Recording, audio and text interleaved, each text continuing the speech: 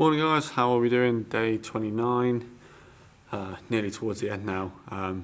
So this is going to be another big, large component today.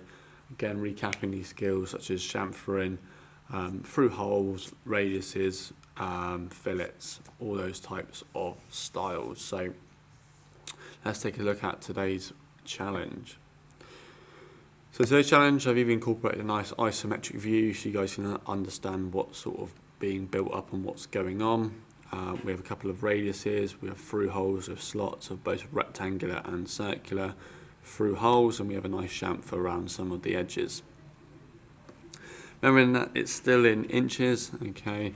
I know some people sort of said that down the bottom in the title block it says it's millimeters. We're still working in inches on this project, just for you to get. If you don't want to work in inches, again, you can always convert them to millimeters, just times all of the dimensions by 25.4.